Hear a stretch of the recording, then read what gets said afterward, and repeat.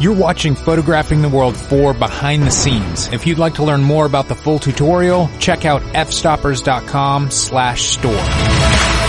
Photographing the World 4 was filmed in 2 distinct parts separated by an entire year. But for the first half, we went out west in the United States. We are heading to Las Vegas. And Patrick got caught again. He definitely looks suspicious. At this point, Patrick's moon boots have become so famous that he travels with them everywhere, even though there's absolutely no need for them, especially in Las Vegas. It's like they moved a seat just for me. When we touched down in Las Vegas, we wasted no time. You have to play one airport slot, and it will determine the luck on the rest of this Is that how that works? tour. Here we go, here we go, here we go, here we go. Yeah. Oh! You just won $5. You gotta get B-roll of him pushing the button. Cash out. All right, all right. Because that's 5 times what we started with. That's right. That's going to be an indication of how it goes. That is a sign of good luck. Every time I come here, I play one game in the airport. I lose every time. We immediately picked up a rental car and just started driving. And I know many of you will not believe this, but Patrick and I actually had no idea where we were going. We've just left Vegas. Where are we headed, guys? I don't know either. To the Southern Dolomites. This is the Southern Dolomites. He jokes because I always said we were in like the Southern Alps in Italy, but this ride is pretty. We're on the way to Page, Arizona. So Page, Arizona was the first location, but we didn't know if we had enough time to make it to the first shooting location before sunset. We are driving through different areas of Utah and Nevada, Arizona. My clock that I set back at Vegas has 4 o'clock. Mine says 4. This says 5. My Apple Watch says 5, and that's because we're driving through areas that do not observe daylight savings time. And then we're driving out of the area. I'm not going to touch my watch, and I'm going to say it's 7 o'clock my time. Okay. The sun's going to set. Okay. $100? I'm not betting anything. I admit I don't know what's going on. If it was 2 hours to sunset. All right. 3 hours, Patrick, I got you back. You want to set... So this is a $100 bet right now? 2 hours to sunset. $100 bet. That's going to be 7 on that clock? So you're saying it's 2 hours different?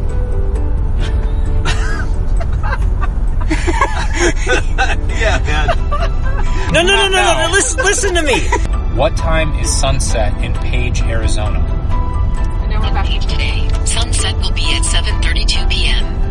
So I just Googled it because I don't trust Siri, and I Googled it, and look what time it says sunset will be. It says 6:33.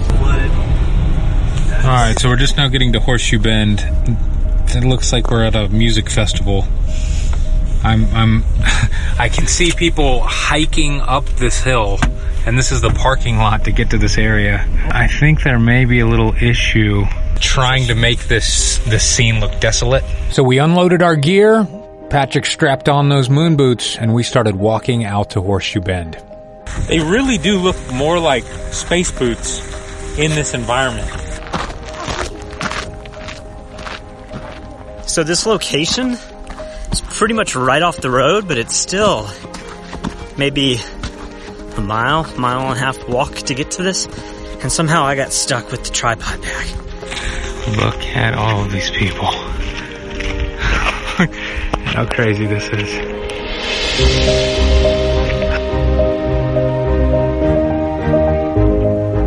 Look at all of these people. They're everywhere. They're on the top of this hill. They're here. I feel like this is Angkor Wat. You know what I really appreciate about this place is that there are no barriers, there's no ropes, there's no warning signs.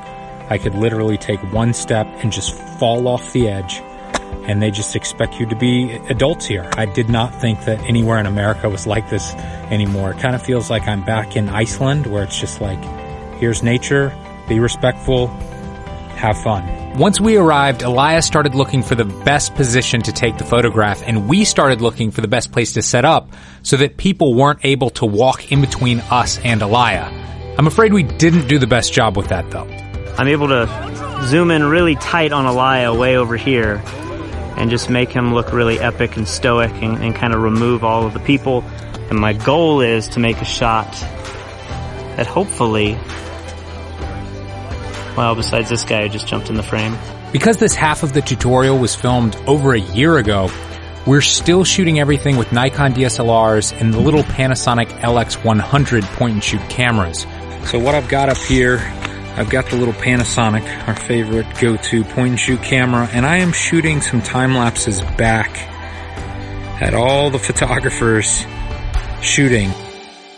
So I have this little camera precariously hanging over the edge. I can't say that it's in the worst situation we've been in, but it's pretty close. So we got Elia way over there. And then right down here we got this crazy guy. What is your name? Anonymous. Anonymous. Anonymous is down here. Looks like he's got the nodal slide. He's ready to go. Village idiot on the rock. Village idiot. Darwin's got to give an award today. We had arrived at Horseshoe Bend with enough time to spare, so the first thing we filmed was a free lesson for Fujifilm. But Elia was a little rusty.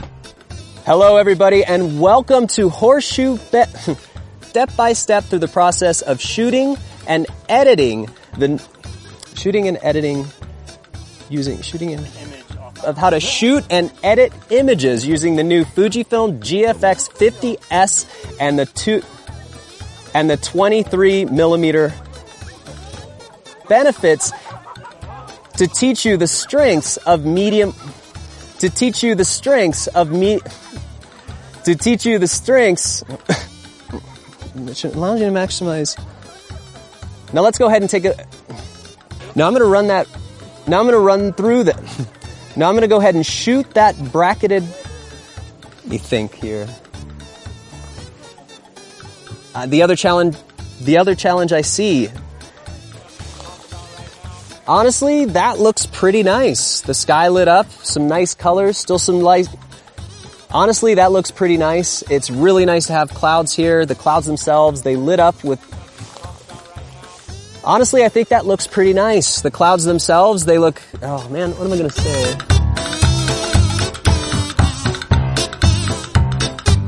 While Elia was struggling with his words, we were struggling with something else. The selfie shooters. This guy's taking a picture of the top of his head. Too many people with selfie sticks. Oh, is he putting it away, or is he getting ready for more selfies? Of course. Now he has to review the selfies and post the selfies. Here we go, more selfies. Maybe I'll be in this one. He already did this. Why does he have to do it again? Up at the camera, boom, take the picture, you're done. You don't need to do it again, you got it. You got it. Okay. Nope, nope, nope. He's not wrecking my shot though, is he? We can still see Elia.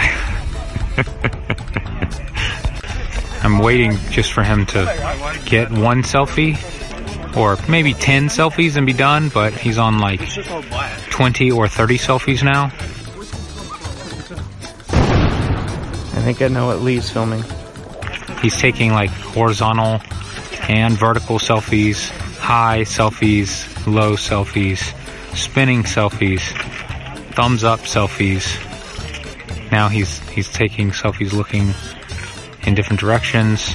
No, up, get down. Nope, nope. Don't do more. Yes. So after our massive 1 hour argument in the car, it looks like the sun is setting around 6:30. I still don't think we got the time zone thing figured out, but I was off 30 minutes, Elia was off 30 minutes. I think it's a draw. No one gets the $100. Once the selfie stopped, we were able to get back to the lesson, and Elia decided to go complicated right off the bat because this was photographing the World 4. He wanted to shoot a shift-stitch pano from day to night with star trails.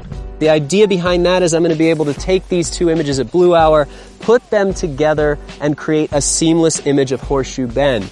Then, as it gets later at night, I'm going to move up, and watch how far I can actually move up here to capture the stars. Well, right now, that sunset still looks pretty good. And those clouds, just like I thought, are going to be moving out. So once it gets dark, this is going to be the position that I'm going to be able to capture the star trails. Then in post, we're going to do a little bit of magic as usual, and we're going to put all that together. So at this point, it's getting pretty cold out here. Elia has decided that he wants to shoot stars And I'm not really appropriately dressed. I do have a hoodie on, I have pants on, but I have flip-flops, and the temperature keeps dropping and dropping, and it keeps getting windier and windier. So I'm currently hiding under this rock here to try to warm up as I shoot time lapses of the night sky. I'm not going to be warm for much longer, even under this rock. The settings I'm going to use are a little bit different. I'm going to use a 30-second exposure, 1600 ISO, and I want a cool sky, and since I'm getting ready to shoot stars, I want to make sure that I shoot a consistent white balance. Doesn't mean I can't change it later. I'm going to go ahead and pick 3030 Kelvin so it stays consistent. I'm going to go ahead and take this shot right now. Now, it's interesting. You can see that the horizon is very low. I've shifted the camera up very high, but I still have this spike of light on the horizon. So again, I'm not really sure if there's somebody with a camp back there or there's something going on. I was actually just talking to a local photographer a few minutes ago, and he was telling me that he's never seen that light before, and he believes that there is no town back there.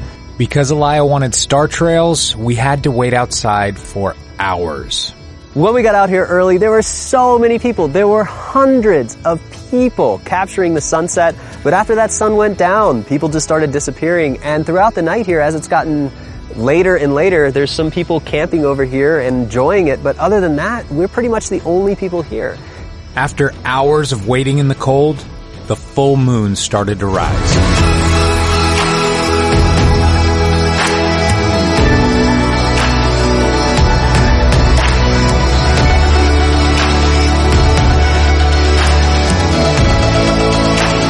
Sat down and my flip-flop snapped, and now I have to walk all the way back up this mountain with a broken flip-flop. What the heck? This terrain, I don't know if you guys can see this, but it's like very rugged and uneven, and it's easy. Yeah, dude, I'm totally slicing my feet off. This is bad, man. Look, my feet just come off. And here we go. Here is the PSB. It's a large format Photoshop document with 250 TIFF layers. I have to say we sped through it, but this took quite a bit of time to load because it's about a 30 gig file.